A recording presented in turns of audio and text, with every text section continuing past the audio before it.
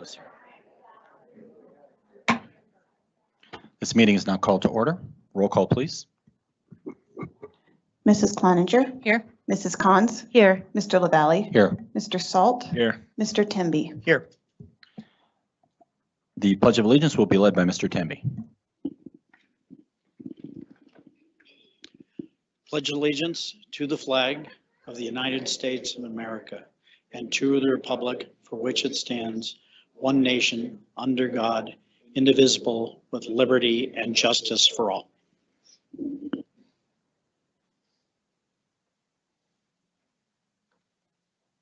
Ms. Manson, are there any updates to the agenda? There were updates to the agenda and the board was notified of these.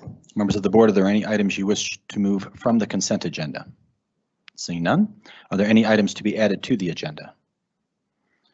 May we have a motion to approve the agenda? So moved. Second. Roll call, please. Mrs. Cloninger. Aye. Mrs. Cons. Aye. Mr. LaValle. Aye. Mr. Salt. Aye. Mr. Temby. Board quote is Mr. Temby. Well, tonight's board quote is from John Wooden, the legendary UCLA basketball coach who in 12 seasons won 10 NCAA championships and 7 in a row. So I don't think that's going to be repeated sometime in the near future. I think the teaching profession contributes more to the future of our society than any other single profession. And I think that says it all. I don't think you need to amplify that at all. Thank you. Thank you, Mr. Temby. Mr. Gregory, administrative comments.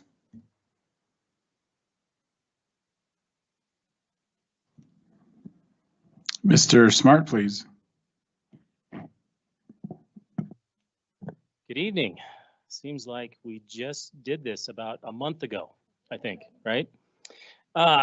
So I'm here tonight to introduce a couple of folks that we are recommending for admin positions. And as usual, they have went through our rigorous interview process, several steps. They've been vetted, prelims, finals, reference checks, and so forth in order to ensure that we are hiring the best. And we are very excited with who we're bringing forward tonight. And I want to thank all the folks that were part of those committees. Again, those are happening during the summer now because that's where we're at. And we appreciate the time that they've committed to participating in those. So the first person that I'm going to introduce is Molly Reagan, who's been recommended as a Challenger Middle School assistant principal. Molly is joined this evening by her sister, Mary Franks, and her niece, Jamie Cameron. Great last name, I'll say. Molly holds a Bachelor's of Arts and Master's of Arts in History and a Master of Education in Special Education, all three from the University of Lamar University in Beaumont, Texas, and a Master of Education in Educational Leadership from the University of Colorado, Colorado Springs. Molly started her educational career in Texas as a social studies teacher and educational diagnostics. Upon moving to Colorado, she served as a TAG and RTI coordinators at Sand Creek High School in Falcon, District 49.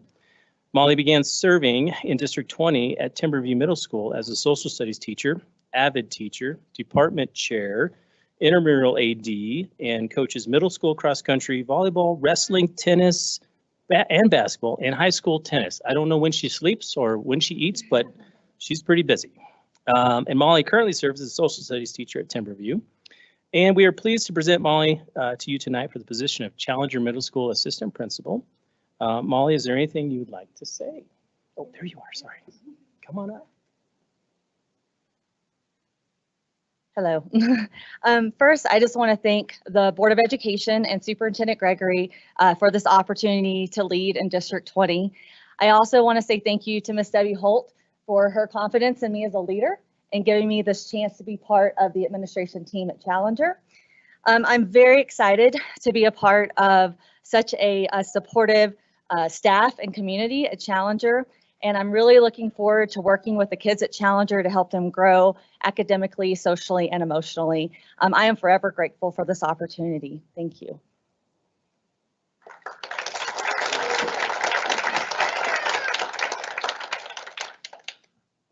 All right, thank you. And I'm also pleased tonight to introduce Bo Kane, who is being recommended as the Edith Wolford Elementary School Interim Assistant Principal. Bo is joined this evening, I think, by his wife, Kimmy. Is she here? Oh, she's back there. Oh, okay. How you doing? And his son, Atticus, and his daughter, Zoe. Bo holds a Bachelor of Arts in English and Psychology from Austin State University. Oh boy, I can't say this one. How do you say that, sir? There you go, right there in Texas. I should have just said Texas. And you know, these big words are as difficult for me. A Master of Education from Framingham State College in Massachusetts, and a Master's of Science in Library and Information Science. I'm going to tell you, Bo has been around the world literally. And when I start to explain the things, these positions he's held, you're going to see that. So he started his educational career, middle school tag English in Brownsville, Texas.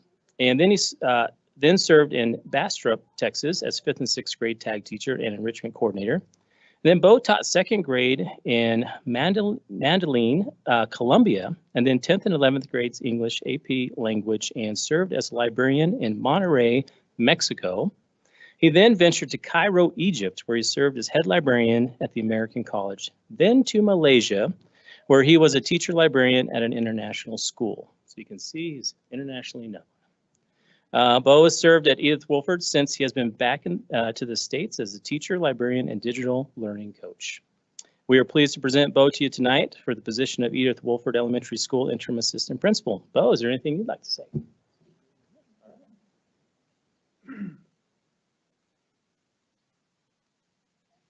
I'd like to thank the board. I'd like to thank Tom Gregory for this opportunity. Thank you for your approval of my candidacy. I would like to thank Robin Lowry and Carol Mejia and Bob Weedle for their mentorship. I'd like to thank the entire warm, generous family of squirrels at Edith Wolford Elementary for helping me to grow as an elementary educator during the past 5 years. And above all, I would like to thank my entire family, but specifically my son Atticus, my daughter Zoe, and my incredible wife, Kimmy Kane, for their unwavering love and support. Thank you all.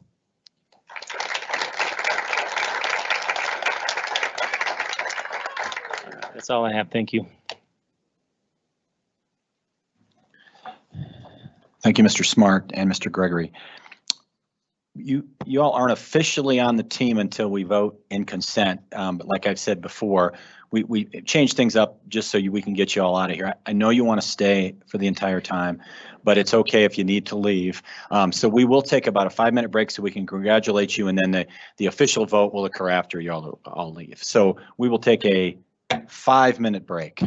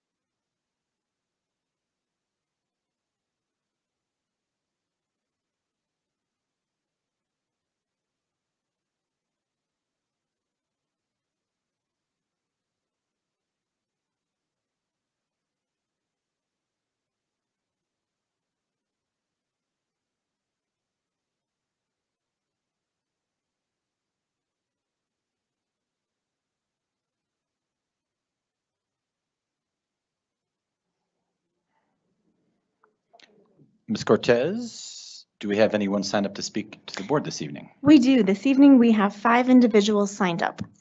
Thank you. The board welcomes public comments. In the interest of respecting the time of all who are present, speakers must have signed up to address the board prior to 4 p.m. today, and they must limit their remarks to 2 minutes or less.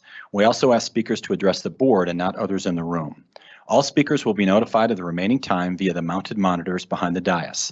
When the time is ended, the microphone will turn off. Supplemental written materials can be given to the security guards who are seated in the hallway outside the boardroom or right here at the door, and they will be delivered to the board secretary. Profanity or any disrespectful behavior will not be tolerated. We greatly value all comments from the public. However, the board will not respond this evening. Our first speaker this evening is Rob Rogers.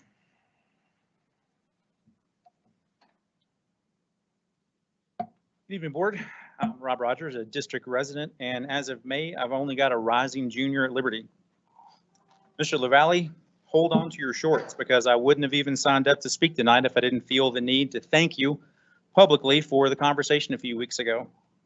And it was hard and confrontational at first, but I personally felt pretty okay at the end. And I think we both learned some things about each other.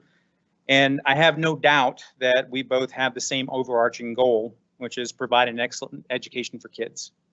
We may have different thoughts about how to get there, and that's not necessarily a bad thing, and there's plenty of room in the middle. So thank you for the conversation, and I hope that we can do it again sometime. I did want to pass on a couple of other items as a preemptive courtesy.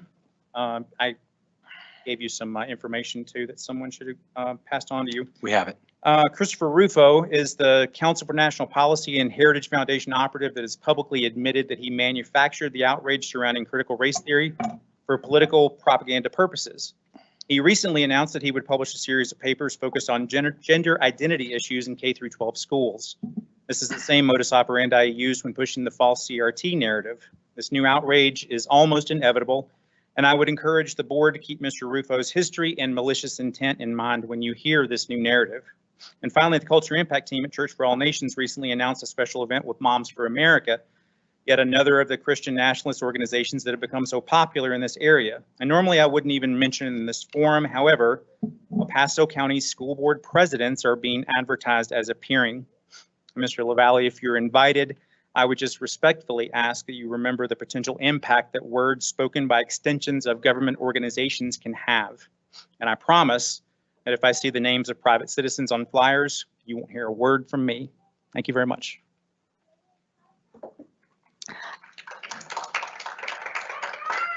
Our next speaker is Elizabeth Brown.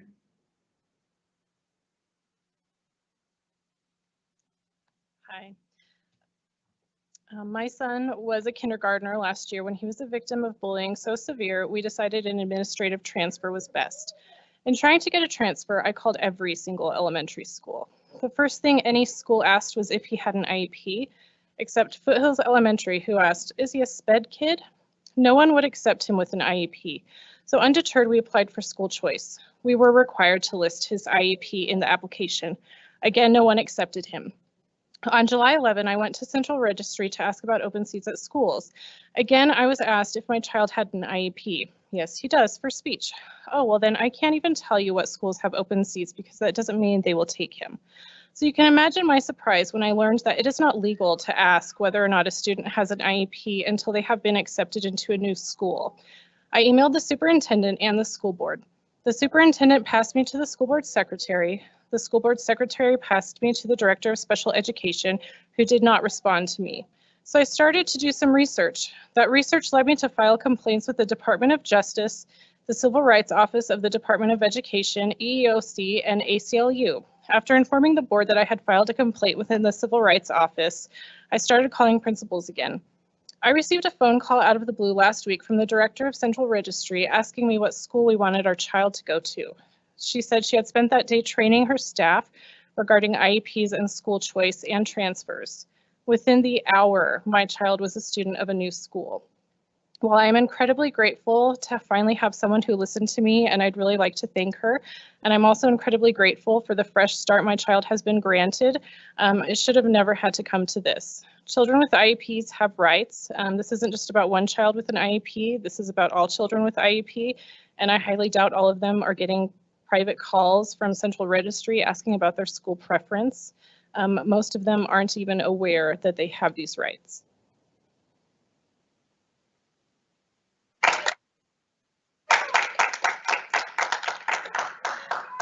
Our next speaker is Catherine Zukas.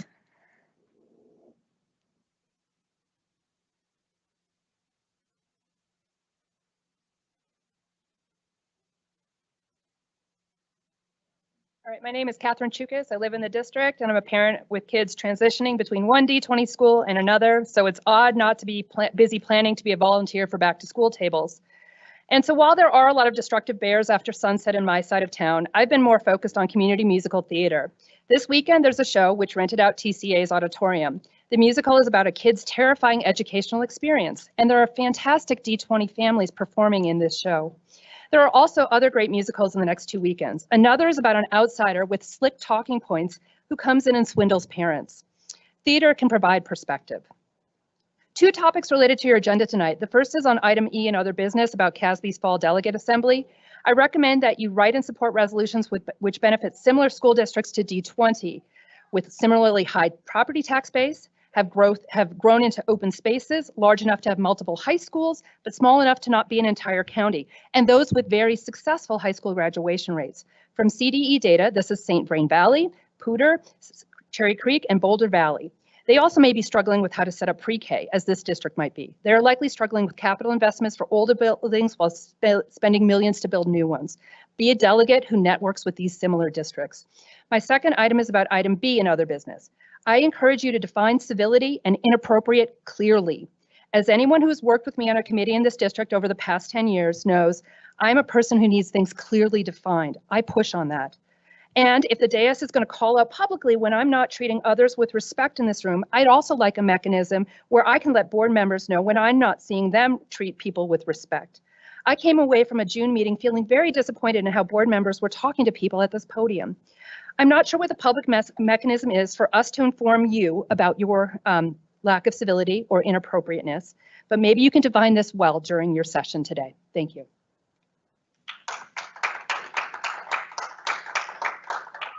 Our next speaker is Jackie Lesh.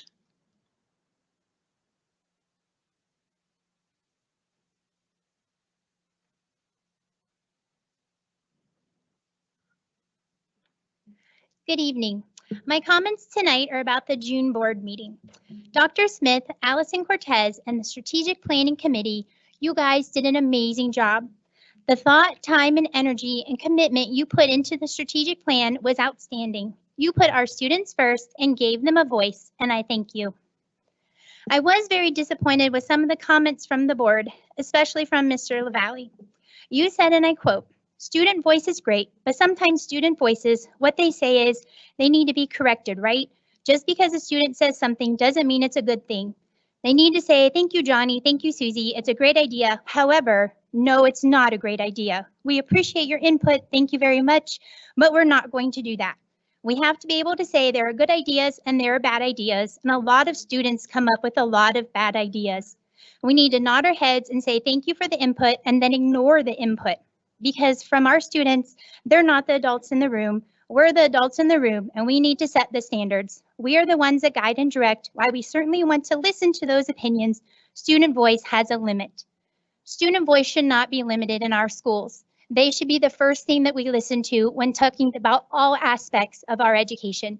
I just finished teaching District 20 summer school preschool. What if I told all the 3, 4, and 5-year-olds, nope, that's a bad idea. You can't do that. What if every teacher told them that? Well, then, yes, they will never think of creative ideas on their own, come up with great ideas. We need to start listening to them because it's their education and their path, and we shouldn't be the obstacle for their future. I don't know about you, but I don't always have the best ideas, and I will admit that, but that's okay. You take those ideas, collaborate, and together come up with a great idea. Mr. Gregory touts the accomplishments of all of our D20 students at every meeting, and they have done some amazing feats. So let's take their ideas into account and use that for their future. Thanks.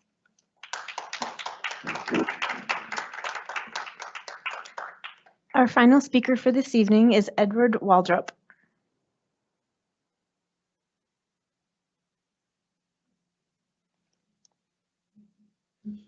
Hello, my name is Dr. Eddie Waldrop. My comments here today are my own and not reflective of any institution. I'm also a D20 resident and parent. I would like to thank the board for your time and commitment to our community. Your efforts are appreciated. I am speaking today with concern regarding the strategic plan update that I was present for to hear during the last meeting. I have spoken here before regarding the different approaches to diversity, equity, and inclusion. There's more pro-human approaches, such as those at the Foundation Against Intolerance and Racism. Then there are those more divisive forms derived from more harmful ideologies that are more agenda-driven formats. What I heard here in the update was unfortunately of the latter. There were many red flags, including the language such as things like intersectional, the manner in which equity was presented, systems and structures, as well as demonstration of aligned learning, which is also known as ideological conformity. I don't think that most of the teachers are ideologically agenda-driven political activists. I don't think that's true. It's no secret, though, that some consultation teams, such as the CEI group, are. They look for any opportunities to push their agenda wherever they get the chance. When I looked into the CEI group, what I did find was that that more pernicious form of social Marxism that focuses on just about all the materials they had, some of which were kind of examples that, unfortunately, Mr. Lally kind of cited as an example, but that's all the things I found when they're format. The strategic plan also included a lot of vague terms, unspecified references to surveys and measures, and little focus on the academic outcomes, which I understand might be in different places. So I do hope that the board revisits the strategic plan and removes some of those more harmful elements and kind of returns for a focus on bringing academic success for our students and the development of our students for the welfare of them as well as our community. So thank you for your time. I appreciate it.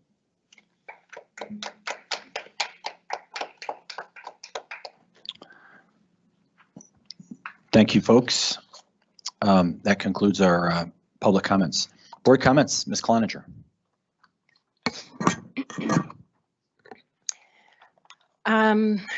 I wanted to just say thank you to all of you who have graciously sent your well wishes and cards and flowers and all the other support to me and my family. It's been a difficult month.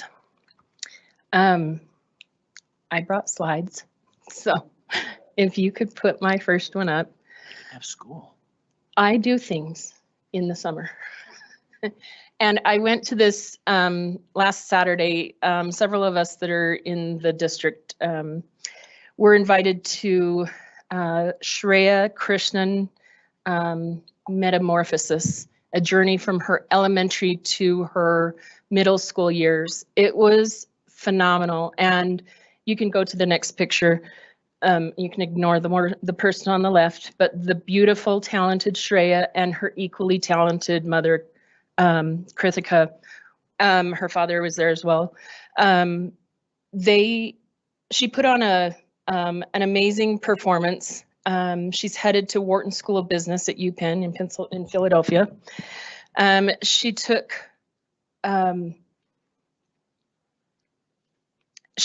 a little musical piece from each of her times in her DCC career. Through elementary with Mrs. Moffat, who unfortunately is leaving us because of personal things, and she had her get up and speak. She also had the AP. I'm trying to remember where her name is. Sorry. Oh, Krista Parnell. But my point in all that is that several of the DCC teachers got up and spoke about this beautiful girl. And the thing that took me by, not surprise, because I've known her for a while, but Mayor Suthers and his wife Janet were there in attendance as well. Other dignitaries from around the city, because this child has done so much for especially social emotional learning. She's done a lot with anti-bullying and anti-suicide. She's done a lot with the United Way and different organizations that were all there in attendance. And my thought as I was sitting there was awe of this young woman, but also of the caliber of students that we put out. And I take no credit in that. Her parents and our wonderful teachers and staff are definitely to thank. But I just wanted to say, even in the middle of the summer, when there wasn't seemingly anything going on, we have talent that is going to go off to the other side of the nation and do amazing things and hopefully come back here.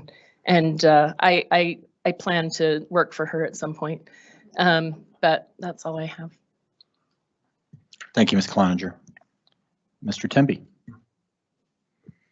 Good evening. Thank you to the public for both your attendance and your comments this evening. They are valuable and we are listening. Not much other than it's great to be back with my colleagues in person. We've had kind of fractured attendance just because of a lot of personal things, and so it's great to get back after several weeks in person together. So, and Heather, our hearts and prayers are with you and your family for all you've been through over the past month or so. And I do hope that many of the people in the district, from leadership all the way to our educators, are getting a needed rest over this summer and ready to start. There's no such thing as normal, but as close to normal as we can be after close to 3 years. It would be great to start this school year without any historical events getting in the way or any public health emergencies getting in the way. So nothing else except for excitement about the impending school year, and it's great to see everybody. Thank you. Mr. Salt.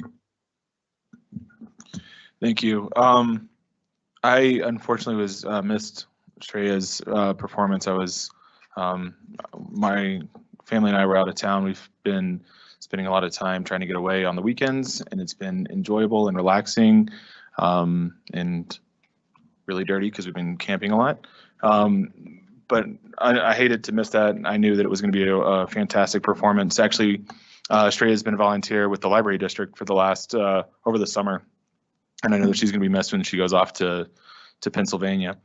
As Mr. Timby said, really excited to be back here with everybody. And as we're getting close to starting a new school year, really excited about that. Already getting emails from our liaison schools to invite us to different events, and excited to get in and just be around the students as they get excited for their upcoming school year. We made some switches in some of the liaison committees, and so I'm now sitting with the CBOC and went around. We had a meeting yesterday with Miss Allen, and we had a great time slopping around in the mud to review the Pine Creek swimming pool because it rained right before we got over there.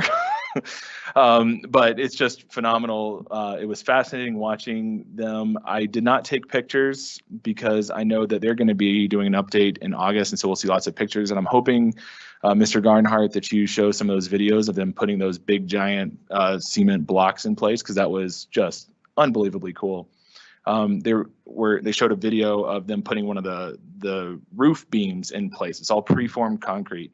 And I asked him, I said, that looks really heavy. He said, it's over 60,000 pounds.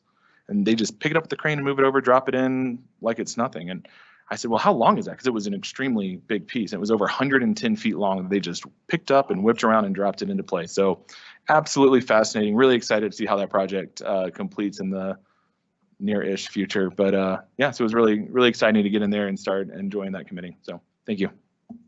Thank you, Mr. Salt. Ms. Cons. Thank you. So again, like Mr. Temby said, thank you all for being here so much. It means a lot to us to just be a community and share our voices. Ms. Chukas, oh, okay, I didn't know she left. So thank you for bringing the clarification about our talk later about public comments, because that's exactly why we're doing it, is just so we can all hash out how we feel about the policies that are in place is all. I do hope everyone has had a wonderful summer. It's flown by way too quick. I'm not sure if it's just me, but it has. And I think I speak for a lot of us that we're all ready to meet this new school year with a lot of excitement, learning, and most of all, community building. So just to come back as one district and one community. So we're excited for that. I did not get to attend any events like Ms. Cloninger. I was wishing I had pictures, but in the interim, I just wanted to throw out some reminders for how all of our community members can continue to be involved in our schools, because all of you here and listening at home, that's important to you, obviously. So please consider joining a school accountability committee, the SAC. Just check in with any school near you or not near you and see if they have a place on the SAC that you can serve in. If you have children in the district, check in with their schools if they need a district accountability committee member representative from their school. So please check in with your principals, because I bet a lot of them still need some representatives. So please look for that. And the meetings are only once a month for DAC and SAC as well. Okay. Reminder that our senior citizens can volunteer in our schools, and we have that property tax credit initiative law that was passed. So that's something to look into or remind your neighbors of if they're passionate about students as well. Any of us get approved as a volunteer and just go help with one-on-one tutoring or events, anything that schools need, just get in there, because it's a pleasant and positive wake-up call for all of us to just be in the schools when we get to see, you know, these wonderful kids and these wonderful teachers all the time. So it's a mind changer when we get in there. And then of course, continue or start if you're able and qualified to substitute teach and or be a bus driver. So I'm just throwing that out to all of you.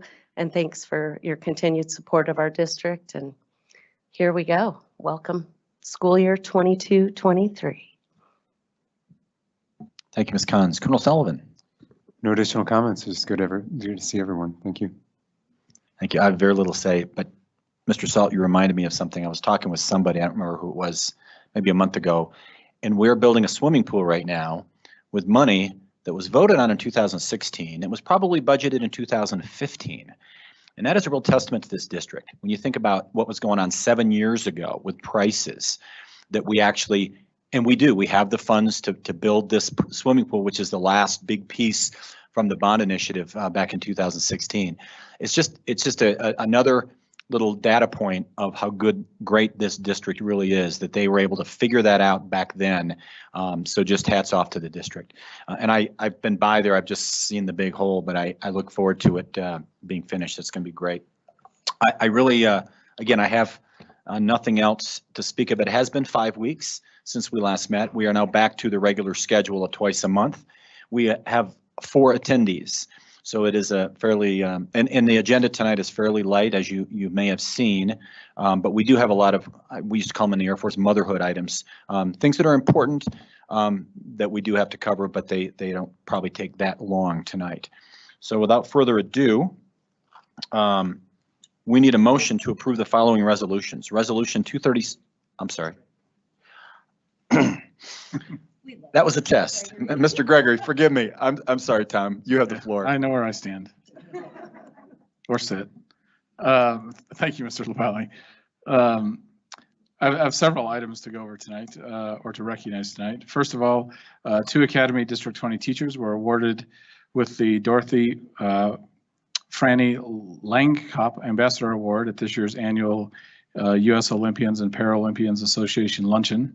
Congratulations to PE teachers Kristen Delacroce from Foothills and Meredith Miller from Pioneer, who are among 5 educators in our area to demonstrate the spirit of Olympism and have illustrated the Olympic ideals through their actions while teaching our kids the importance of staying active. So congratulations to those 2 folks. Eagle View teacher Cynthia Jacquet, along with 2 of her students, Vivian Nugent and Gabriel Levy, marched alongside Olympic and Paralympians like D'Artagnan Crockett, Mary Lou Retton, and Peggy Fleming at this summer's Olympic parade. The students are part of the, and I quote, Becoming Your Personal Best, unquote, resiliency program at the United States Olympic Committee.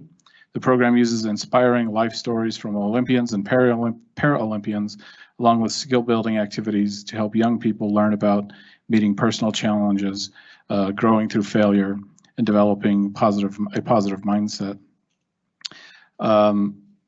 Folks in this room probably don't, I should say there's probably one person in this room that can relate to this one, but a Rampart High School 2017 graduate, Alexis Glover, was recently named Miss Colorado 2022.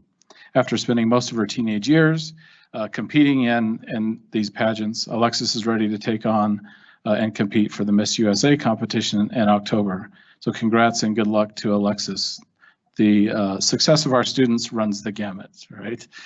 From academics to athletics to competing for Miss Colorado and eventually USA. 2019 Pine Creek alumni Riley Cornelio received exciting news this week when he learned he was drafted by the Washington Nationals during the Major League Baseball draft. He was selected in the 7th round as the overall 201st pick. Congratulations to Riley and good luck now as a professional baseball player. National High School Golf Association recognizes Pine Creek High School's Wes Erling, who tied for the 20th place with 6 over par at the annual National High School Golf Association tournament in North Carolina in June. Wes competed against 330 other golfers during the 3-day tournament. He walked away as the highest finisher from Colorado. Congratulations to Wes. And then as we left in June, I believe I was in the middle of recognizing the Gazette peak performers as they were being released. Well, between that last meeting in June and today, others have been released or recognized or identified. And I want to make sure I don't miss those students either, just because we didn't have any board meetings. So these following students are recognized as peak performers by the Gazette for different sports. Discovery Canyon Campus High School's Emily Chang is geared up for this year's golf season. She's a returning golfer. She made headlines after she and her sister went toe-to-toe at the state championships last spring, bringing home the school's first ever state golf title. Fellow DCC Thunder athlete Quentin McCarty was recognized for helping the DCC swim team take 3rd place in the 4A state championships and competing as a top-notch swimmer throughout the season. Rampart High School's Carson Burns was recognized for his feats in track. After taking the 2020 season off, he came back to win the 5A title in state championship in both the 110-meter and 300-meter hurdles with the fastest times in the state. Pine Creek High School's recent graduate, Marielle Dutois, is making waves for leading the girls lacrosse team despite playing through most of the season with a torn right shoulder. Marielle is recognized for not only her outstanding talent on the field, but also for her leadership and her leadership of a successful team. And lastly, for these peak performers, Air Academy High School's Grant Rodney was named peak performer for lacrosse.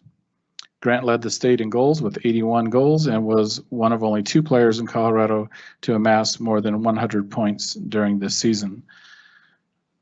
I believe that's the 8th peak performer we've recognized from the spring sports season. And I know school is more than sports, but that's what seems to make the paper sometimes. So I think it's important to recognize that 8, there's only about 10 sports in the spring. And of those 10 sports, 8 of those sports, the best player, most valuable, whatever they call it, the peak performer of the year, came from a District 20 high school, which I think is quite a feat because this is not divided by classification. It's not one for 4A, 5A, 3A, 2A. It's one for the entire sport across the entire Pikes Peak region. And obviously District 20 has some really peak performers out there. So congratulations to all those students. I would also like to add that as of today, kind of following up on what Mr. Tempe and Ms. Khan said, as of today, June 21st, the 22-23 academic year has officially started, which also means that for some people, summer is officially over. Not only is today the first board meeting of the new year, today we also welcomed new administrators, 2 of whom were here today. to their first official day on the job with the initial one-day orientation. Next week, school veteran administrators begin returning, and the following week, which is the week of August 1st, new teachers to the district report for a 3-day training session. The following week, the week of August 8th, all returning teachers report, and the week after that, yes, you guessed it, is the first day of school, so all students return. So we're getting really close, and there's definitely already a sense of energy starting to build and anticipation growing. Regarding staffing, we continue to find ourselves impacted by the overall labor shortages that many employers are facing, especially schools, and wage competition. Staff is working diligently to try to attract applicants to fill the vacant positions that do exist. We have many unfilled licensed teacher positions as of today, and remain faced with numerous unfilled positions for bus drivers, bus paraprofessionals, special education paras, and custodians. So to add on to what Ms. Kantz was requesting is volunteers. We also need, we'll say, paid volunteers. But if you would like to do something more than volunteer and get paid for your work, there's certainly opportunities. And for many of these positions outside of licensed teachers, you need not have any special licensing or qualifications. The training will take place after you've been hired. All that training will take place and will be provided and paid for you. So please share with friends and neighbors that these positions are available and that all the training is provided after employment starts. Any additional information can be found at asd20.org. And lastly, in closing, I guess this goes out to the folks in the room and the 4 people listening online. But I ask parents across the district to start watching for emails from the asd20.org domain. Important information about the start of school will start flowing out. So just, I know there's been kind of a lull in hearing, which may be a good thing, in hearing from the district and schools. But look for those emails because there'll be important information either coming from the school district or your children's schools. So with that, Mr. Valley, that's all I have. Thank you much. Thank you, Mr. Gregory. Now we can do the consent agenda. We need a motion to approve the following resolutions. Resolution 23622, approval of matters relating to administrative staff licensed. Resolution 23722, approval of matters relating to staff specialist staff. Resolution 23822, approval of matters relating to licensed staff teachers. Resolution 23922, approval of matters relating to licensed staff, licensed support / special services provider. Resolutions 240-22, approval of matters relating to classical staff, approval of the Board of Education Summer Retreat Work Session Minutes from June 16th, 2022, and the approval of the Board of Education regular meeting minutes from June 16th, 2022. So moved. Second. Roll call, please. Mrs. Cloninger? Aye. Mrs. Cons? Aye. Mr. LaValle? Aye. Mr. Salt? Aye. Mr. Temby? Aye. There are no items pulled from the consent agenda, so now we're on to number 7, monitoring governance process policies. Mr. Temby, you have it. Thank you, Mr. LaValle. We have 5 governing policies to go through, 2 of which are very brief, and a couple of other ones that I will go through. We've spent quite a bit of time on, and actually some of them are going to sound familiar because we adopted one of them or reviewed it and approved it as recently as January. So the first that we're going to go through is Governing Policy 4.0, Governance Commitment. The purpose of the board on behalf of the citizens of Academy School District 20 is to ensure that the district, 1, achieves appropriate results for appropriate recipients at an appropriate worth or priority as specified in board ends policies, and 2, avoids unacceptable actions and situations. The period monitored, and this is the same period for all 5 of these governing policies, was July 16th, 2021 through July 15th, 2022. The evidence of our compliance is Board of Education meeting agendas and minutes, Board of Education review of Superintendent's weekly newsletter, linkage meetings, Board of Education meeting debriefing comments, and Board of Education acceptance of end monitoring reports. The conclusion is, to the best of my knowledge, this information is accurate as of July 15th, 2022. This report should reflect that the Board of Education is in compliance with Governance Policy 4.0 Governance Commitment. Thank you, Mr. Temby. Any comments from the board? Okay, Emery, is there sufficient evidence to determine compliance for each section? Are all sections in compliance? Recognition of exemplary performance or concerns regarding performance? Would you like to see additional or different evidence, or should any part of this policy be changed in the next reporting cycle? Do you see any evidence which is extraneous or no longer necessary? Mr. Temby, you have the floor again. Okay. The second governing policy is 4.1, composition of the board. The Board of Education shall consist of 5 directors and 1 additional non-voting member designated by the United States Air Force Academy as an official liaison to the district. The Board of Education, on behalf of the citizens, holds itself accountable to the citizens of the district by ensuring that all action it takes is consistent with law and the Board of Education's policies. Again, the period monitored is July 16th, 2021 to July 15th, 2022. Evidence of our compliance is Board of Education agendas and minutes and the Board of Education webpage. To the best of my knowledge, this information is accurate as of July 15th, 2022. This report should reflect that the Board of Education is in compliance with Governance Policy 4.1, composition of the board. Thank you, Mr. Temby. Any comments from the board? Emery, is there sufficient evidence to determine compliance for each section? Are all sections in compliance? Recognition of exemplary performance or concerns regarding performance? Would you like to see additional, different evidence, or should any part of this policy be changed in the next monitoring report cycle? Do you see any evidence which is extraneous or no longer necessary? Mr. Temby. Okay, our third governing policy is 4.2, governing styles and values. And this is a policy that we spent considerable time as a board discussing through the fall into January of this year. Essentially, the Board of Education will govern lawfully, observing policy governance principles with an emphasis on visionary leadership that produces the best possible ends results for students with respect to local, state, national, and international standards of excellence, strategic leadership rather than administrative detail, consideration of multiple viewpoints, future more than past or present perspectives, and proactive rather than reactive decision-making. This is an extremely long governing policy.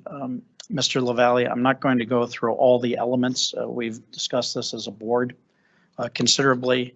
And obviously, if there's any comments or concerns about any of these elements, the public is welcome to chime in. But given our discourse over this over the past several months and the monitoring period being the same as the prior to July 16th, 2021 to July 15th, 2022, I think there's ample evidence that we're in compliance. The Board of Education minutes, agendas and minutes, Board of Education meeting debriefing comments, Board of Education annual agenda planning calendar, and Board of Education attended CASB's Fall Conference and Delegate Assembly, CASB's Fall Regional Meeting, CASB's Annual Conference, the National School Boards Association Advocacy Institute Conference, the CASB Winter Legislative Conference, and the National School Boards Association Annual Conference.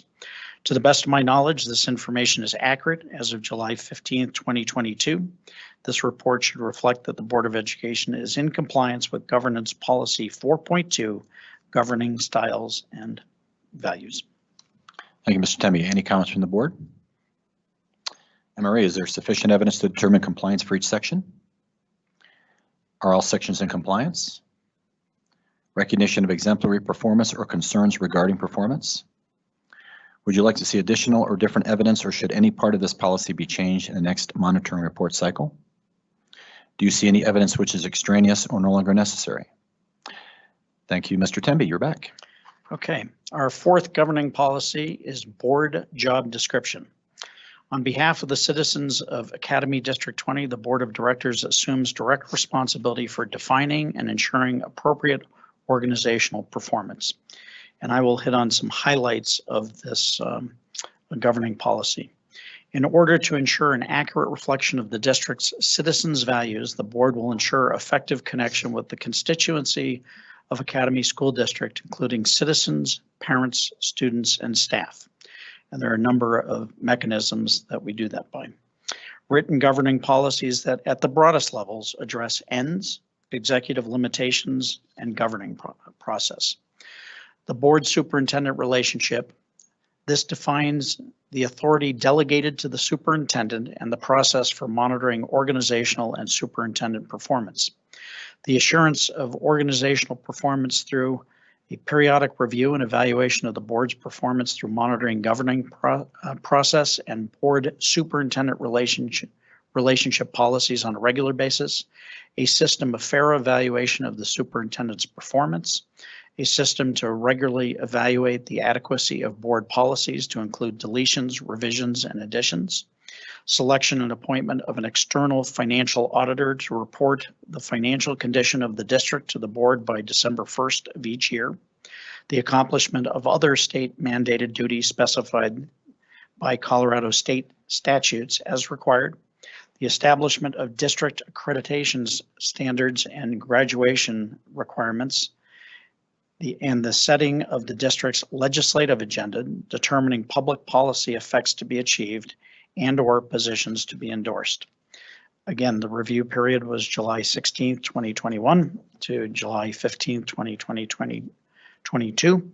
And the evidence is published Board of Education meeting calendar, monitoring calendar found in the policy manual, upcoming event document, Board of Education meeting minutes, Board of Education welcome and introductions at new licensed staff orientation in August, community linkage, and Board of Education agendas. The Board of Education receives community input from the following: District Accountability Committee, Parent Sounding Board, District Committees and Task Force, Citizens Bond Oversight Committee, public comments at Board of Education meetings, Pikes Peak Alliance, and linkage meetings and shadowing. To the best of my knowledge, this information is accurate as of July 15th, 2022. This report should reflect that the Board of Education is in compliance with Governance Policy 4.3, Board Job Description. Thank you, Mr. Temby. Any comments from the board? MRE, is there sufficient evidence to determine compliance for each section? Are all sections in compliance? Recognition of exemplary performance or concerns regarding performance? Would you like to see additional or different evidence, or should any part of this policy be changed in the next monitoring report cycle? Do you see any evidence which is extraneous or no longer necessary? Last but not least, GP 4.4, Mr. Temby. Okay, our fifth and final governing policy is 4.4, board meetings. And again, this is another voluminous policy, Mr. LaValle, so I'm not going to go into each word in this policy. But the general gist of this is the Board of Education will focus its meetings on accomplishing its planned agenda efficiently and effectively within a structure that ensures priority attention is given to addressing the future impact of the district versus reviewing the past. The monitoring period for this is July 16th, 2021 to July 15th, 2022. Evidence used in monitoring this policy is Board of Education meeting agendas and minutes, public comment sign-in sheets, and policy governance manual. To the best of my knowledge, this information is accurate as of July 15th, 2022. This report should reflect that the Board of Education is in compliance with Governance Policy 4.4, board meetings. Thank you, Mr. Temby. Any comments from the board? MRE, is there sufficient evidence to determine compliance for each section? Are all sections in compliance? Recognition of exemplary performance or concerns regarding performance? Would you like to see additional or different evidence, or should any part of this policy be changed in the next monitoring report cycle? Do you see any evidence which is extraneous or no longer necessary? Thank you, Mr. Temby. I'm just going to take 10 seconds or so just to explain what we just did. So these are governance policies. These are policies that we as a board operate under, and we look at them once a year. We monitor them to make sure that we are abiding by those policies. It sounds really boring, fortunately, because Mr. Temby and we all agree that we follow these policies. If we didn't, it would be a big deal. This MRE that I read it stands for Monitoring Report Evaluation. We evaluate, okay, does this make sense? Is the interpretation correct? Is there anything we want to change? That's just what it is that we do. It sounds very perfunctory, but often we will have something for the MRE to change for the next report cycle. So just in case you were wondering what that is. All right. Superintendent's reports and resolutions, monthly financial report through June 2022. Mr. Gregory. Yes, Ms. Allen, please. I don't intend to steal any of Ms. Allen's thunder, but as she approaches, I would just remind everyone that our fiscal year is July through June. So as of June 30th, we've just kind of closed a fiscal year. But it doesn't mean that the books are actually closed. We operate on not just we, schools in Colorado operate on a modified accrual basis of accounting. So there's a 60-day period, effectively July and August, where postings can still be made or changed from prior to June 30th if they are associated with that prior year. So sometimes we may get an invoice in July or August, or revenue in July and August that really was congruent with or occurred in the prior to June 30th. And instead of waiting for our auditors to tell us we need to move that revenue or expenditure to the prior year, we go ahead and post that. So the year is over, but the books aren't closed until the end of August, essentially. And that's when really the audit, that's when the details really come. But I apologize, Ms. Allen, but I know that we still have a couple new board members that haven't been through this once. So just know that things could still change over the next 60 days. Thank you, Ms. Allen.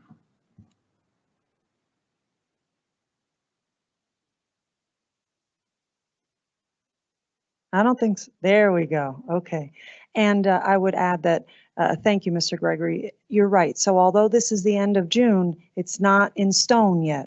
One of the big accruals, and that means, as Mr. Gregory explained, that we take an expense or revenue, it could be either one, that happened between July 1 and August 31st, and say, you know what, we need to move that back to the prior year. One big one that we automatically do that you already see in your financials is that teachers and paraprofessionals still get another paycheck in July that corresponds to the 21-22 school year.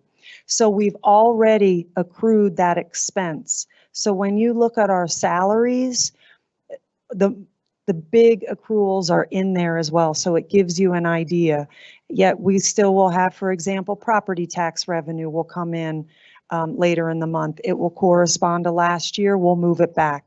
Some expenses will come back to us now that really correspond to last year. So we'll continue that process through the 31st of August. And as Mr. Gregory said, that's a standard for every school district across Colorado. So I can't believe that I'm presenting the final monthly report for fiscal year 21-22. Obviously, because of that, it's also a fourth quarter report. If we take a look at table number 1 on page 3, next slide, please. It's also shown on that PowerPoint. You'll see, looking at letter A in the blue box, we've collected about 82% of the revenue that we collect each year, which is about 3 percentage points lower than last year. And next slide, revenue collection is also shown visually on page 5. And what you can see are the dollar amounts associated with the differences. And you can certainly see that that stack is higher on the right because we have higher levels of revenue this year. Next slide, please. Back to table 1 on page 3, looking at letter B, you'll see our expenditures this time compared to last time this year 94%, last year about 97%, again shown in the green box. Next slide. On this graph, you will see a comparison of our resources to expenditures, and resources are exceeding our expenditures by a little over $60 million. And that's shown as the gap on that slide. Next slide, please. Since this is a quarterly report, you'll see on table 2 that we show financial information for all fund. And as you can see on that left side of the screen, all of the funds are listed for this year, and you'll see for every single one of them, our resources exceed our expenditures, with the exception of one. That's where that blue box is, called designated purpose grants. That looks upside down because many of our grants work on a reimbursement basis. Spend now, get the money back later. So that's a very common occurrence that happens, and if you look to the right, you'll see that that phenomenon is there as well. Next slide, please. One important part too of the quarterly financial is that we always look at where are we standing with our end of year unassigned fund balance. Please keep in mind that the numbers that I'm sharing here are best guesses of where we think things might land. Keep in mind that we won't know the official number until November when our audit is complete, and I will come to you in January for the mid-year budget adjustment, and we will true up all of the numbers. So what you can see, if you look in the green box in that chart at the top, you will see our official audited beginning fund balance for this, I should say, last fiscal year, right? 21-22. You can see that $41.3 million number. The current projection, our best guess for where the end of year unassigned fund balance will land, is in the blue box at about $40.8 million. Again, these numbers could change for all the reasons myself and Mr. Gregory just highlighted. As we close out our financials over the next 60 days, this number could change up or down. Now let's look at the gray box lower on the right-hand side, and it's sitting next to that January calendar picture as a reminder that these are the numbers I showed you back in our mid-year budget presentation in January. So what you can see is our mid-year budget shows an unassigned fund balance beginning of 41.3 in green. That's the same number up above in the green box. So that's a match. In the mid-year budget, though, we also list an unassigned ending fund balance in blue font of 27.7 million. But when you look above in the blue box, our prediction is closer to 40.8 million. Now you'd say, why? What makes up that big difference? Well, a few things. Absolutely the majority of that is our unfilled positions.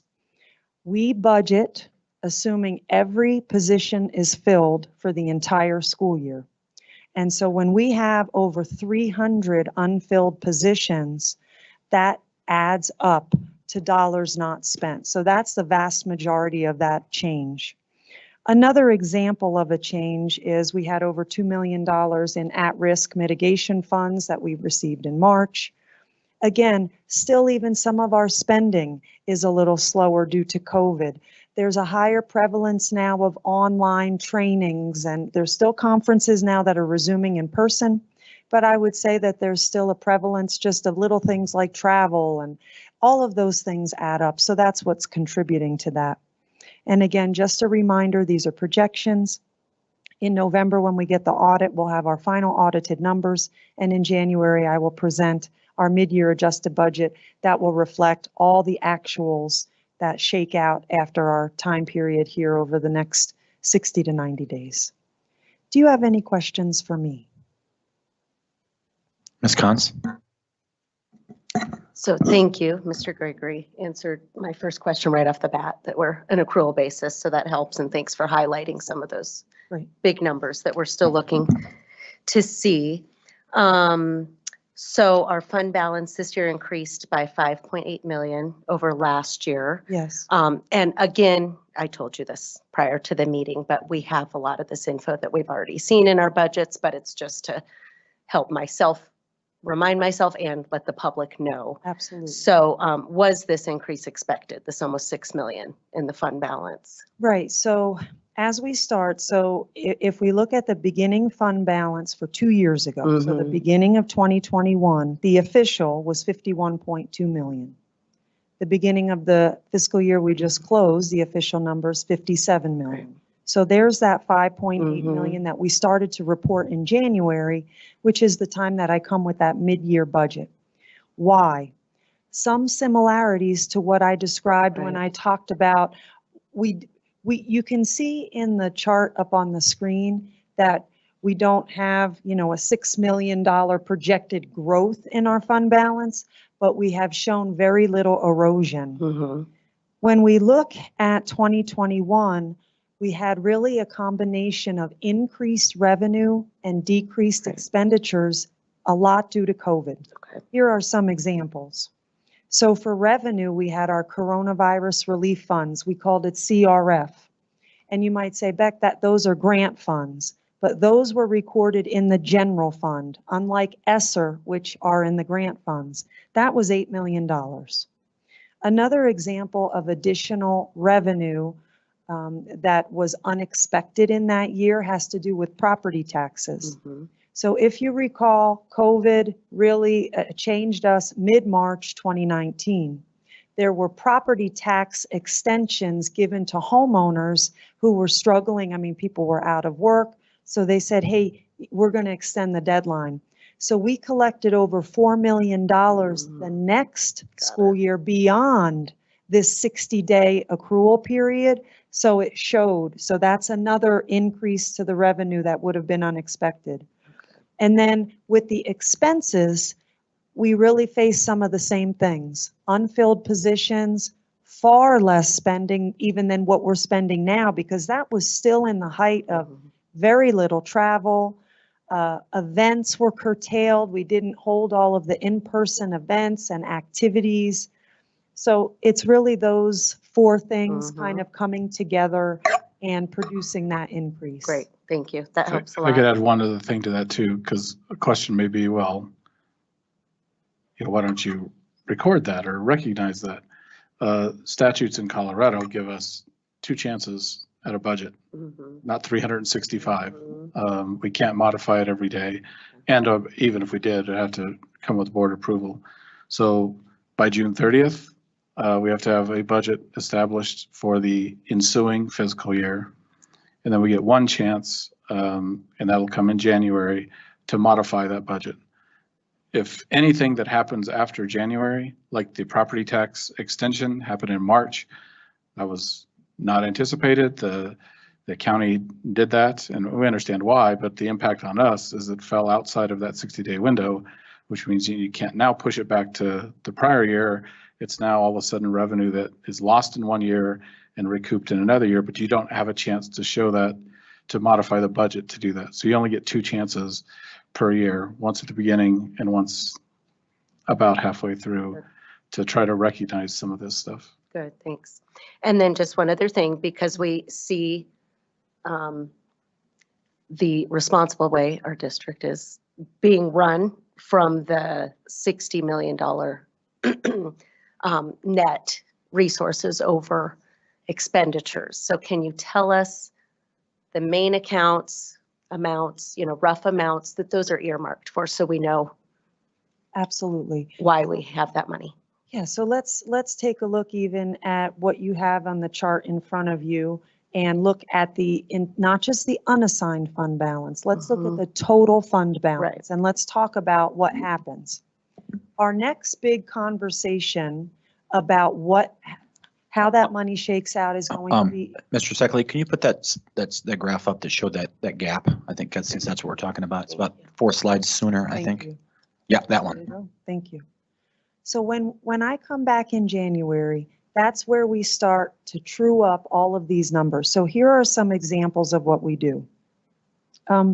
First of all, there are some aspects of our fund balance that we don't have, I was going to say a lot of control over. I'm going to say some have none. For example, a restricted fund balance is called TABOR, as you're aware of. Every time we receive revenue, there's some revenue types that are excluded, but the majority of it, we have to take 3% and put it in the TABOR reserve. Just to give you an example of context of the amount, At the beginning, our 22-23 budget, we're forecasting that to be about $7.4 million.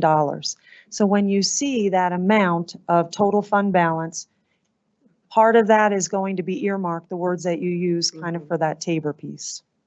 Some other examples are called assigned fund balances. The best analogy I can give for this would be like in your own life, you have your savings account and you use that for, you have a flat tire, the refrigerator breaks. You don't know exactly what you're going to use it for, but it's your reserve. That's an unassigned fund balance. That's similar to that terminology. An assigned fund balance would be like if for my son Holden, I start a bank account that's just for his college. And I say, that's it. The money that we put into that account is for his college only. I've assigned it to that. That's similar to an assigned fund balance. So some examples of those for us include one that we call contractual obligations. We also nickname it PO rollovers. A PO is a purchase order. So it means that we've obligated some funds in one fiscal year, but we have to tuck those away because we didn't pay them out yet. We know that that project won't be completed until the next year. So we make sure that we roll those dollars over or assign them to that.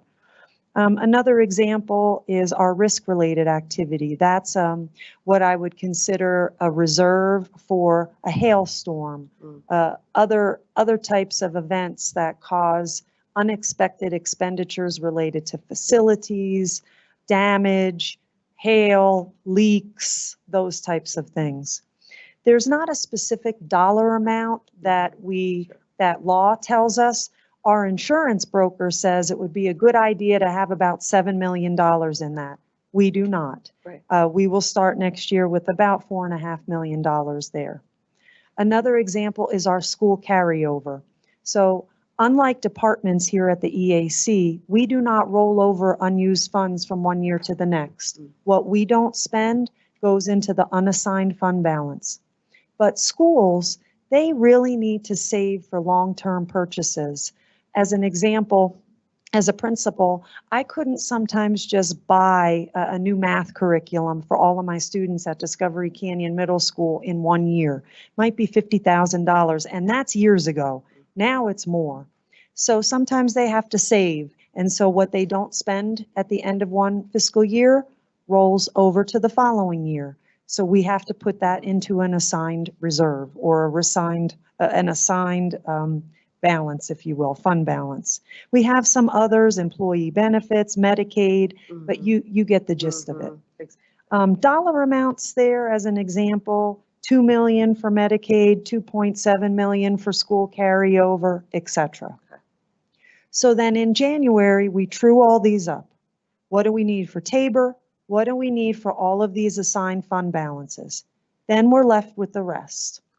The rest would be what you'd be saying is an unassigned fund balance. So what we have to do with that is consider the new expenses that are going to hit in July, August, September, October, November, December, because remember, we set this budget, you adopted it in May. We don't have a perfect crystal ball to tell us all the spending that's going to happen. There will be changes, and that's what I bring to you in January. So we might need some of that money to make up some of the changes that we need.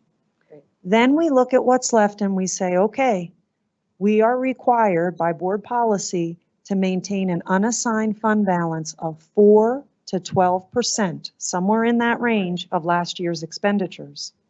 And so we have to do the math on that and see where we end up.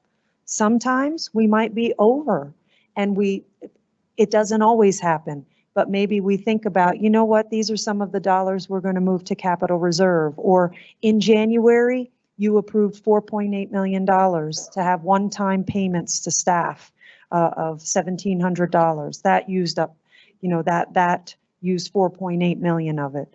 So we kind of see where we are at that point with the expenses we have, and we have to make sure that our unassigned fund balance that's left unassigned, just like the emergency savings account that you have in your home, from 4 to 12%. And we strive for the higher end of that. Right. Good. Does that help? Oh, so much. Yeah, thank you. And again, I know you've said all this to us before at various times, but I just think it's a great review for yes being out to the public. So I And appreciate it always, all. always a good reminder that that unassigned fund balance, just like the money in your savings account, is one time. So that's why when we came to you in January, it was a one-time payment, because we don't want to use a savings account for a recurring payment because it looks good for a few years or a few months. Then all of a sudden, it's getting thin. And so that's that balance, if you will, that we have to try to maintain. Good. Thank you so much. If I could add one thing, and I'm not going to take up time here to do it, but I would ask maybe whoever wants to from the board to sit with Ms. Allen and the graph that's up there now, talk about why that's important from a cash flow standpoint. Because it's only been a couple of years when those lines didn't cross. They used to cross, meaning revenues went underneath expenses, and whatever area between those two lines is what you're short in cash. We've worked for a long time with the direction or support of boards over the years, not to have to borrow money before property taxes come in. Because remember, that's when we get, the influx of dollars for us comes in February, at the end of the year. Well, you've got to do something in the middle of the year, and the state has a program which we do not participate in, and I would say proudly, speaking on behalf of prior boards, proudly do not participate in, and that's the state's cash flow loan program. We don't borrow money to fund ourselves because of this graph. And part of that reserve amount is what creates that cash that flows us through the year without having to borrow money from anyone. So I would just say maybe Ms. Allen could spend some time, I'll bore everybody in here talking more about it, but just to go maybe more down into the weeds about that. It's all very intricate, but it's also can be very interesting. So I'd invite you to learn more about that.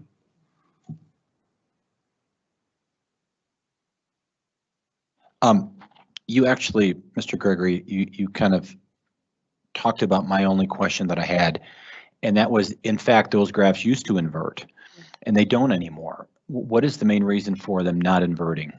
For many of the things that Mr. Gregory said, but also when our accounting system changed to Workday, we have a pooled cash system, meaning we have one large bank account. And so that allows you more flexibility as well with bottom line balances having the benefit of these various pieces of the cash, if that helps. I would add to it one thing. As expenditures grow, as the district grows, expenditures and revenues need to keep up pace with that growth. And over time, if the fund balance piece, cash reserves, if you will, don't keep up with that growth, then the lines cross or invert. So that a commensurate amount of fund balance growth over time is what enables us to be in this position and then maintain that position. The chart that Ms. Allen showed earlier shows a $500,000 consumption of projected consumption of fund balance for this year. Although the total fund balance grows, I think it was the unassigned portion is being eroded a little bit. If you do that over time, then this graph could change. But this is not a 1 year. I started here in 2005 in the finance department. In 2002, that what now shows as $60 million was 2. And the years prior to that, we did participate in the cash in the states. We borrowed money to get through the winter months. And boards at that time said, we don't want to do that. Let's get out of this situation. So we're now 20 years later and out of that situation. Did not happen overnight. This has been a long period of time. But it is a result of to Ms. Allen's credit and the district's credit and prior boards, it's and I think the management. CFO did a lot. Well, I wasn't gonna say that, but the prior budgets and management have, I think, led to the situation where we don't have to borrow money. We fund ourselves without any help from outside, which is an important component. And that's why we strive to on that percentage, 4 to 12%. We don't just focus on a dollar amount, because that dollar amount will water down as our budget and our expenditures and our growth. All of a sudden then $20 million is such a smaller piece of the pie, and you don't really have enough protection in the number of weeks, if you will, that your unassigned fund balance could carry your expenses. So that's why we still always are trying to look at that percentage model, because that helps, as Mr. Gregory said, as we continue to grow, then we're really making sure that we have sufficient reserve, emergency, etc. Thank you, Ms. Allen. That was a great explanation. Appreciate it. I know that the two hardest things for me as a board member, I've been on school board 7.5 years. It's this, and it's CMAS scores, growth achievement. They're very important. I'm not saying that they're just hard. It takes a long time to really fully grasp. So thank you again.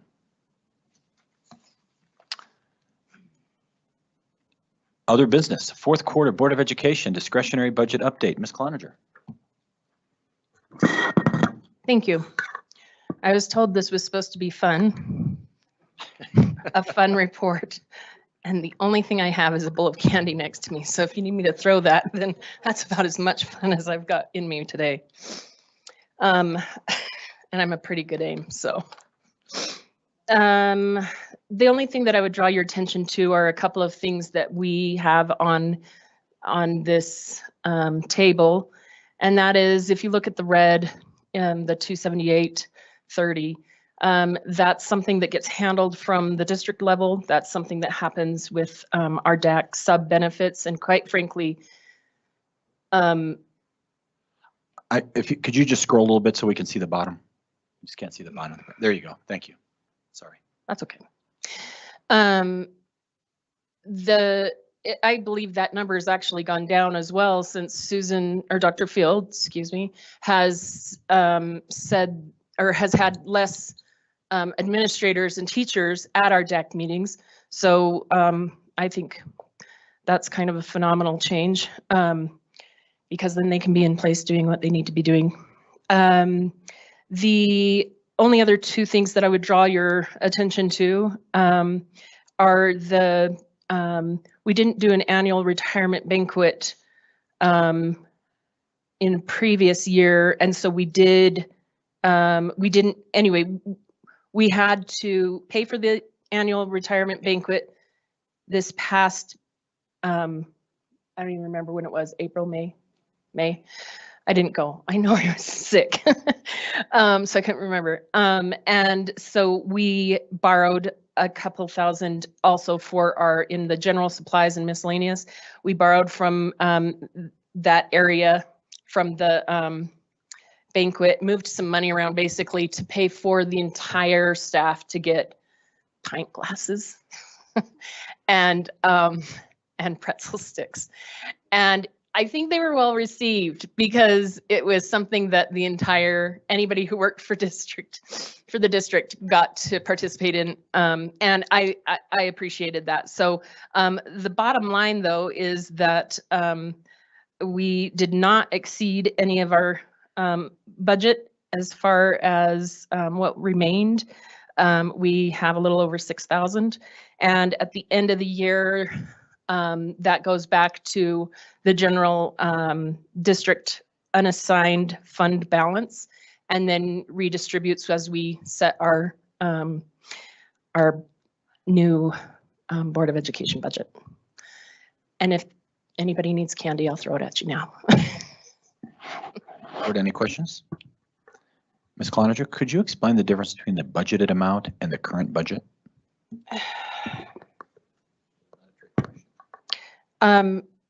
Sure, the budgeted amount and I don't understand your question really. I mean, the current budget is what we have done, what we've paid for. In this current, we budget the certain amount on the left-hand side, that budgeted amount, and the current is what we've used. So it shows any discrepancy in that would show, not necessarily where it's come from, but you can see where on the Board of Education or the general supplies miscellaneous is 20,000. We used 20 to 426. So, I mean, we took the 2,000 from So our. it's simply, the budget amount was the initial and the current Right. budget is what you moved around Correct. to make the numbers. Okay. Thank you. Any other questions? Just since we were talking about the larger budget, just for context for anybody listening or watching, this is a part of what Ms. Allen just presented. Very small part, but that $6,000, Mr. Valley, to your question about how does that fund balance number grow? This $6,000 is an example, as Ms. Cloninger said, of that growth. It ended the year unspent, so it plows into that. It just dumps into that bucket, and if you do that across the, 4,000 or 5,000 budget lines in the system, that's how it grows over time, or erodes, depending. Thank you, Mr. Gregory. Next is the discussion regarding public comments. Ms. Collins, you have the floor. So this is just a simple, I hope. I asked Mr. LaValle if we could just chat about the flavor or sometimes the bad taste of public comments that sometimes happens. And this is in no way speaking for myself to further regulate or create new policies at all.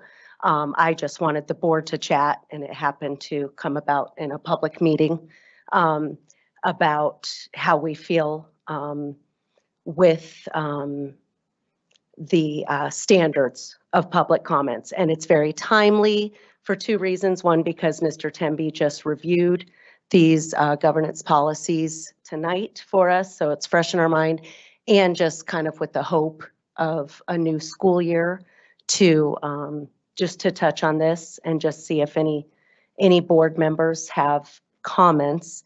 Mr. Rogers said it best tonight, just that though our ideas are diverse, we are all one community and we all do want what's best for kids, no matter where we're sitting in this room or in this D20 bounds. And we just want to set the best example for our students in this district to, Ms. Chukas asked for definitions of civility, respect. Totally understandable. That's why I want to have a discussion with the board, but we want to set the best example for our students. This board, I think, does an excellent job of being respectful of differing opinions. And I just want to throw it out there that we continue that as one community, because we are all in this together and we have lots of different great ideas. And we don't want to restrict anyone's speech, but simply talk about what is best for the well-being of our students. So I just kind of wanted to start the conversation off that way. Thoughts, comments? Lots. Go ahead. One of the things that I said to Ms. Cons when she asked me about this this past week was, one, what actionable item would we be after? I think that it's, to Ms. Chukas's point, a little bit hard to set boundaries or parameters other than be kind and respectful, and that's already a parameter that we hold. I think that it's fairly unenforceable. My personal belief is that you shouldn't pray from the podium, but we've seen that happen. And so there's personal things that come up that you can't enforce. And so that kind of stuff is just one example to me of something that I may see as something that one of you may not see as a problem. So I guess more than anything, it is my commitment to not go and put myself in a position where I will be representing any of you in something that I personally believe. I am part of a pretty large religious group here in town, And I never speak on behalf of as a board member. I never go into it representing myself other than Heather Cloninger. And I won't do that in any place. And so to me, the actionable item from this dais, and I can only speak for myself, is that I will not represent you except for at this dais and in school committees and functions that have to do with D20. And so as much as anything, I think it's about us and the decorum that we hold of doing those things, of not putting ourselves in a position where people feel the need to come and be attacking or say derogatory things. Because I think that this group of constituents that we have are extremely well-read and versed, and especially those of you that come and are participatory in these. I think it's really important for you guys to continue to say what you need to say, because that's why we're here. So I appreciate the conversation. I guess my personal belief is that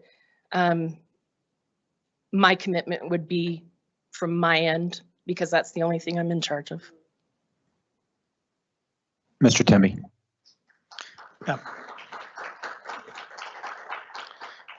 Yeah, I would like to hear from Mrs. Consa on this, because obviously you germinated this conversation here. I do believe we have in place, as Mr. LaValle, his preamble before public comment pretty much sets some ground rules. And so to define exactly what this looks like, I think is difficult and subjective. We're elected officials, and we should be sitting here braced and ready for what our public has to say. I think what we have to keep in mind, to the point that's already been made, is that we have 26,000 students and all their support mechanisms in the form of parents and guardians, and they are welcome to say what they want to, with the exception of being profane, disrespectful, attacking somebody else in the audience. But we're elected officials, and so we need to have big shoulders and hear what the public has to say. It comes with the territory. That's what I think our constitutional republic is all about.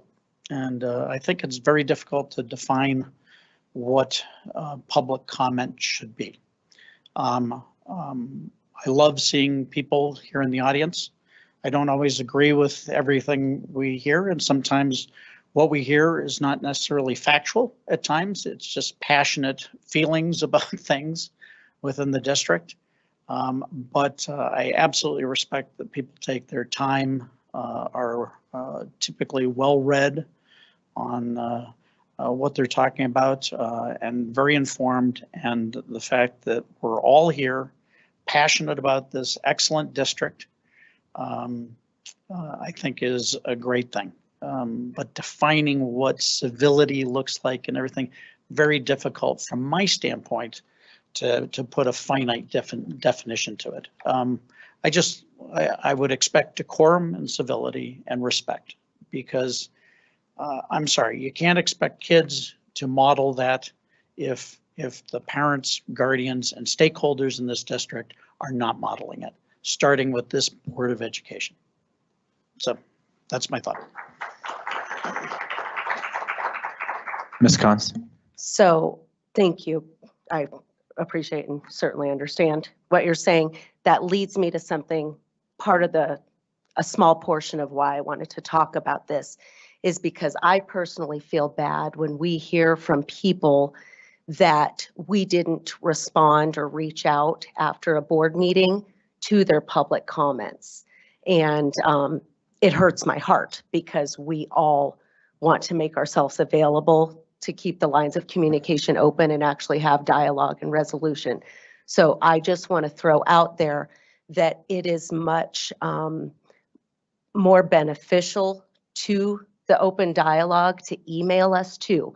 Please feel free to comment and be here and continue to be involved and passionate, but also follow up with emails, especially with specific asks for meetings, for action, for resolution, because it just enables us to reach back out, whereas public comments is not a forum where we have time at that moment to reach out. So please email us with your asks, because that gives us a better place to dialogue with you and work on any issues that you really need taken care of beyond just us hearing in public comments. So I just wanted to throw that out. Ms. Cloninger?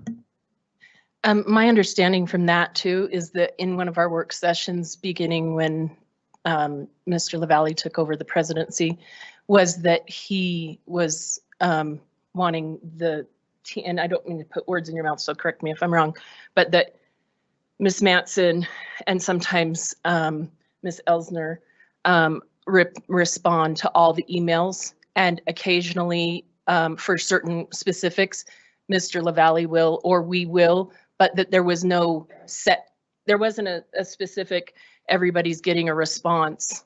At least that's my understanding, because with prior board president, Mrs. Reynolds, she wrote everyone who ever came up to speak. And so there was a conversation that we had in one of our early work sessions. Anyway, that's kind of where I think that came from. So if we need to change that, that could be a work session conversation, but I believe if that is what you're wanting to do, is increase response from emails, then that's to me, a different thing than what's being said at the podium. My understanding of what you're saying. No, exactly. And again, and this is just, like I said, just an informal conversation. It just happened to be at a public board meeting because I asked Mr. LaValle about it right before the board meeting. But right. He said, okay, Nicole, you're leading it. And I said, okay, thanks. But no, that's very valid. And that's why I say with specific asks, because we heard with a lot of the special needs comments the last several weeks or months, we heard a specific ask, please respond to us by this date, blah, blah, blah, blah, blah. And it just helped us have parameters for how we needed to respond. So just throw those asks in there. I was just going to make a comment that I've spoken with other board members, other boards. For instance, one board at the beginning, before the meeting, the only thing that the public can talk about is something that's on the agenda. And then after that, and they actually rank order, I think they go students first, then parents, then district members, and then non-district members. And they do it, I believe, for a set amount of time. And then at the end of the meeting, there's time you can do, other people can speak. I think we have the most liberal policy for allowing public comments. Yes, we went from 3 to 2, but I feel like, and I've not heard any desire, and I have no desire to change to make it more restrictive. I've heard, you should only discuss things if you can actually, you need to change X, therefore, unless that's the case, you can't talk. I've not heard any discussion from this board. I think, Mr. Temme, you said it pretty well. The sense of this board is that we want to hear from we need to hear from the public. We are accountable to the public. The public are our bosses. And so, and I think, Nicole, I don't want to speak for you, but we have no desire to change that. We just want to make sure that we're sticking to, and again, we're really, even if people talk about things that I may say, well, that's not really that relevant, I'm going to let them speak, because they signed up, they showed up, I'm going to let them speak. And, I kind of control, if you will, and I've been very reticent. I think I've only done a point of order one time, and that was before, it was like 2 or 3 years ago. But it is a two-way street, and I think we behave ourselves well. We disagree, and that's okay to disagree. I have seen boards where literally board members put newspapers up while other people are speaking, this sort of thing. That's no bueno here, and no one here would consider doing that. So I feel like we do a pretty good job, and by and large, I think the public does. I have seen other boards, even in this city, with public comments that are just, oh my goodness, people stand up and turn their backs. And we had a little bit of that at one point, and I told myself I will not allow that. So that sort of behavior in the audience, I'm not going to tolerate, but it hasn't happened in a while. So I know I'm sort of the point person to say what's not okay. But that being said, you all have the ability to say point of order as well. And I think we all want to let things go as far as we can, because we want the public to be heard. And I think that's really important, that we allow the public to be heard. So that's all I was going to say. So yeah, that's it. Thank you. I appreciate you putting it on the agenda. The bottom line is we depend on open communication. And I just wanted to highlight the policies, that Mr. Temby already covered. Everyone's entitled to be treated with respect. Comments will be curtailed, of course, with the caveat that we need to have thick skin, and that's what we're here for, is to listen unabashedly and unreserved. So that's all. I just wanted to reiterate the standards of respect, civility. That might mean different things to different people, but it just calling for the highest in ourselves so that we can do the best for our kids, because that's what's fair to the students in our district. Thank you, Ms. Cons. The next thing, we've got three, and these won't take very long. The next one is the Board of Education Agenda Planning Calendar.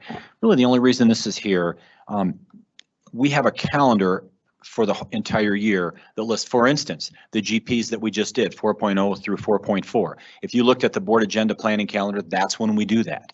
Next meeting, we have other things that we will look at. It's mostly an item here just so the public, there it is, can see it. It's on the board docs. So if y'all want to look at, gee, what's coming up? When do they look at this policy? This will tell you when we look at that policy. Any thoughts, questions, comments, board? Okay, the next one is the Board of Education Liaison Assignments. This is sort of similar. Every year, we sort of swap schools, and we each have a school. Each school has a board member assigned to that, to a board member. And the idea is to go visit periodically. We've had board members, I think, not go very often at all. We have others to come fairly often. And we try to go to band concerts, to choir concerts, to elementary bicycle rally things, little meets where they run around I did that, I remember, at one of my schools. So just different things like that. Just a board presence. Frankly, we need to be in the schools, and we want to see what's really going on, and it always encourages me. And so we have these liaison officer assignments that we try to go to as many things as we can. I know personally, I always say to the principals, I will never show up unannounced, and every single one of them says, you can come anytime, you can come in and announce. And I say, thank you, but I never will, because I know that they're very busy. And in fact, during COVID, we pretty much stayed away because we knew that they were busy enough just trying to keep things, run their school. But again, that's the purpose of these liaison assignments. So board, any other thoughts or comments regarding that? If the public wants to see who is going to be your school's liaison, there you go. That being said, I have attended a number of different high school plays, for instance. I have Rampart next year. I expect to go to more than just the Rampart High School play. I may go to I may go to all of them. I think I went to all but one in the spring. So that's certainly, we're always invited to more things like that.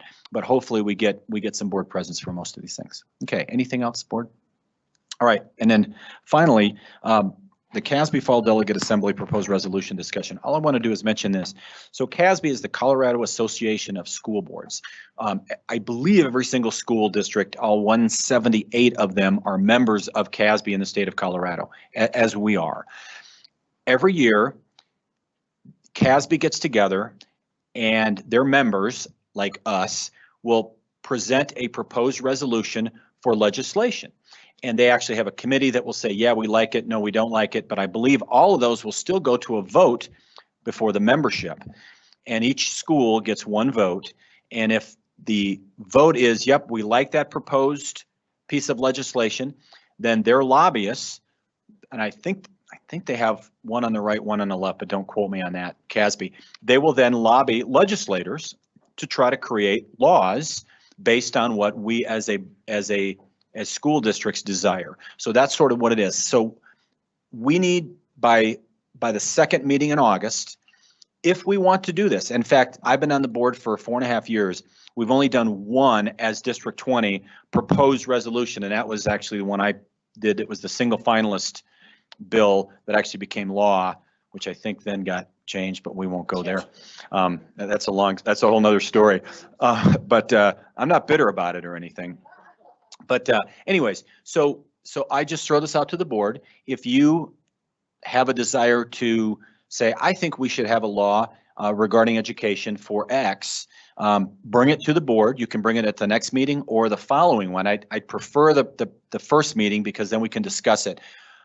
But we are going to vote on it. I think if Mr. Salt, you're our representative, he is the one who will go to this legislative conference in October, I believe, and we'll vote. He will be our vote, our person. And in fact, we will get a packet that lists all of the proposed pieces of legislation that different members have, and typically we will talk about them. We have done it in board meetings, we have done it at work sessions, and I'm not exactly sure which one is we would rather do, and we can talk about that as a board. I don't really have an opinion about it, but we sort of do a secret ballot. Hey, do we like this? Do we not like this? Sort of giving guidance to Mr. Salt. But you can still vote your conscience. We have you go there, but generally you get an idea of where the board sits on some of these pieces of legislation. But again, for the purpose of tonight, it is simply, do you have something that you would like to see go up the flagpole to CASB to become potentially law? And if you do, ideally propose it, give it to me, and we will, depending on what it is, ideally if we could talk about it at the next meeting, vote it on the second, that would be great. And if you don't, that's fine. Again, in my 5 years on this board, we've only had one. So typically we don't do that, but if you desire to do so, feel free. Any questions or comments or thoughts on that? Okay, I was a little detailed explanation for the public. I was going to say that the requirement is that we have to have those in by August 30th. So, which just aligns with your second meeting. I just wanted to clarify that as the date. Yeah, thank you, Mr. Salt. Okay. Mr. Gregory? I'll make sure. I forgot you once. I don't want to forget you twice. I mean, I don't want to speak for prior boards, but, you know, so why is it, does that mean the District 20 is not involved or doesn't care? I think it's local control, and that's what this prior boards to this one have always believed in. You know, just let us do our business, and, you know, lay off the laws. Just let us do our business here. So I think that's part of why there's only been a few over the years. Agreed. Was our business this evening focused on activities that promote and honor our mission statement, our belief statements, and our global end statement that reminds us that all students will have the knowledge, skills, and character necessary for successful transition to the next level, and upon graduation will be fully prepared for success? This meeting is adjourned.